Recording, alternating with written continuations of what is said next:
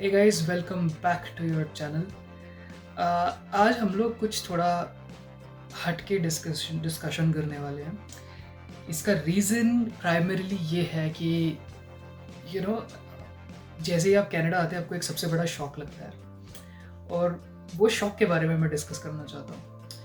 लेकिन कनाडा आने के समय आपको क्या क्या चैलेंजेस फेस करते हैं, you can always go back to my video and have a look at my PR journey. ज़्यादा कुछ लंबा नहीं है, छोटा सा वीडियो है। देखिए and check that out. So Canada आने के बाद सबसे पहला आपका जो रिक्वायरमेंट होता है वो होता है एक सिम कार्ड लेना, एक मोबाइल कनेक्शन लेना।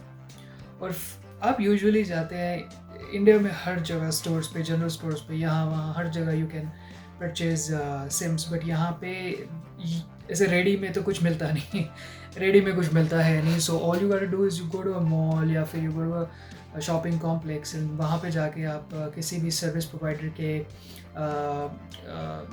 स्टोर पे जाके you can always get a new SIM card.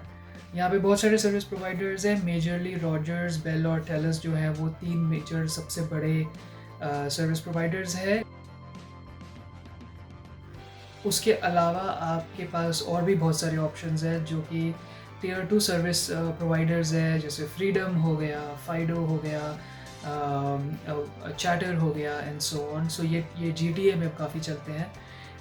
The only thing is these service providers are actually kind of like acquired by the big three players. So the coverage is good. It's not the best, but it's good.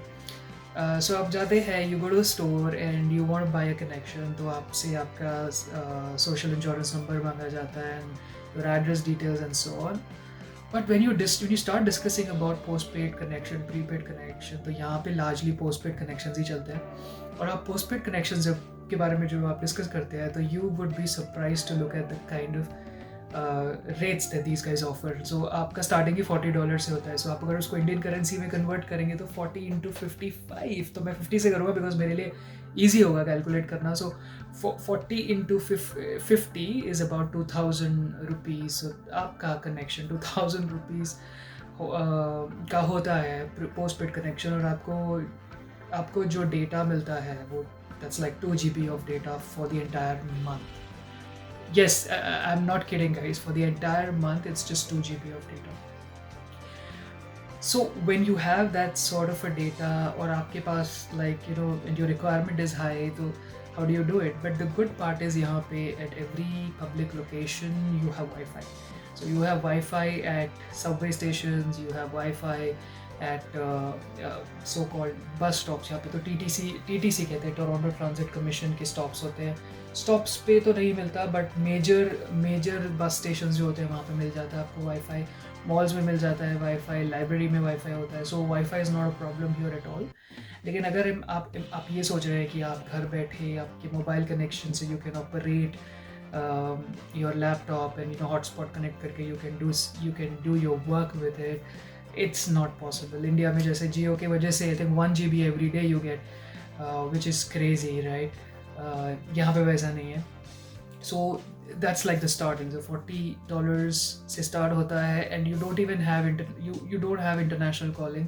You do not have any facility of MMS. यहाँ पे usually लोग SMS ज़्यादा भेजते हैं, तो SMS free होते हैं सारे। व्हाट्सएप वगैरह भी यूज़ करते हैं, but professionally usually send SMS। WhatsApp कोई नहीं यूज़ करता प्रोफेशनली। And then उसके बाद the next level, the next plans is like $50, $55, $65।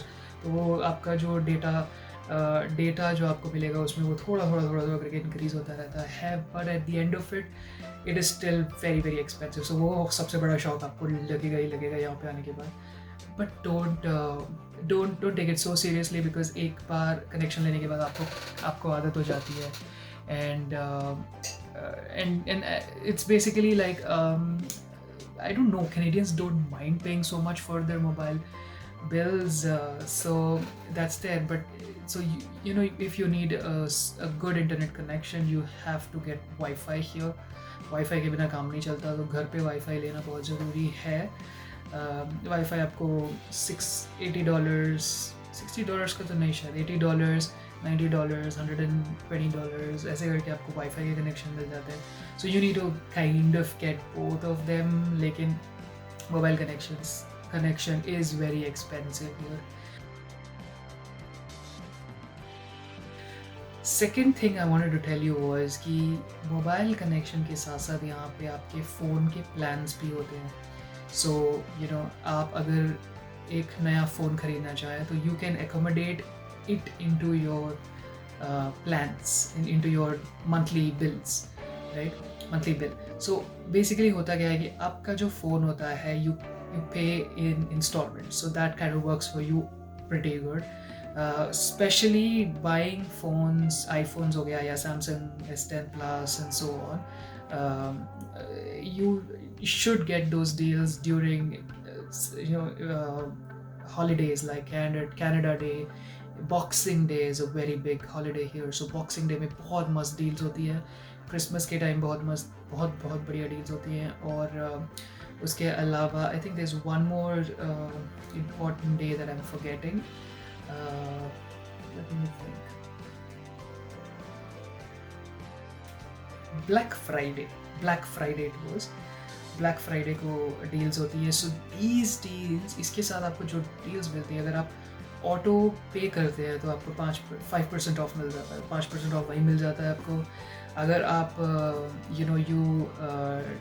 so उनकी डील्स पे डिपेंड करता है. लाइक प्री ऑथराइज डेबिट्स अगर आप फैसिलिटी लेते हैं तो उसमें आपको और ऑफ मिल जाता है.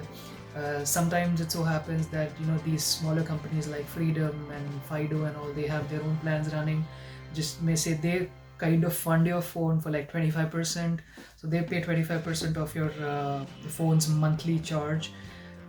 तो ये अच्छे opportunities होती हैं where you should proceed and buy a phone if you want.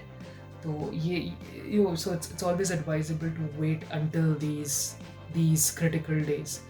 बहुत अच्छी deals होती है. So that is something about the telecom market here. It's interesting. It's something which is a big shock for everyone who comes here, कि इतना, especially from India, इतने ज़्यादा phone bill. How is it that people are paying so much? But that's how it is, and it's pretty much it. Hope you liked this video. If you liked, don't forget to like, share and subscribe. Bye for now.